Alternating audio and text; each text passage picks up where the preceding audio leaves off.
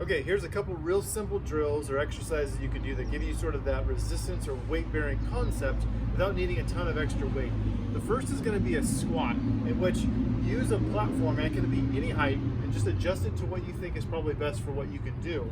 And the idea is, as you sit down, you put the weight a little bit back in your heels, you just tap, not all the way down, and then you come up and stand up all the way. So the idea is that you control, using your muscles, your descent, a little pause, and then up. If you need to start a little higher, then you find something that hits right there, a couch, the side of a couch, and then come on up. And then you sort of work down over time. You don't want to be squatting down here. You're thinking about using something behind you to tap and sit back on. Stand up all the way between. The second one is you can do some kind of elevated push-up.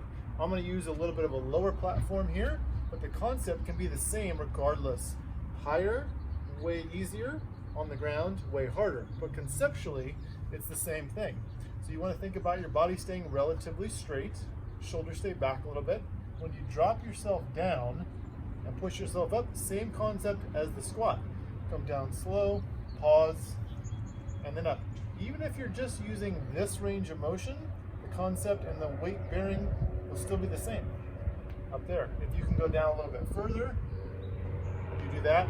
Once again, if that's too hard, you go up a little bit of a higher countertop or a table or anything that's up here, and the higher your body, the less body weight you have to push.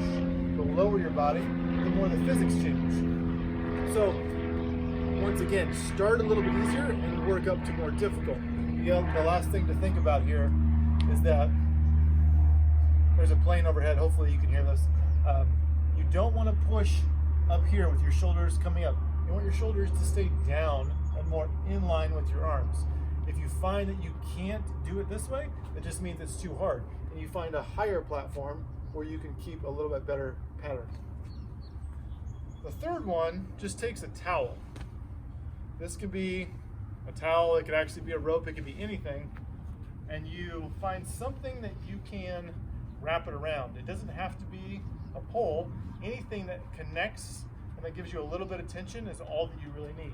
And what you're gonna do is you're gonna lean back just a little bit, you're gonna hold on, and you're going to pull yourself forward and pull your shoulder blades together. So right now, I'm trying to pull my shoulder blades back, and I'm keeping tension and grabbing the towel pretty hard.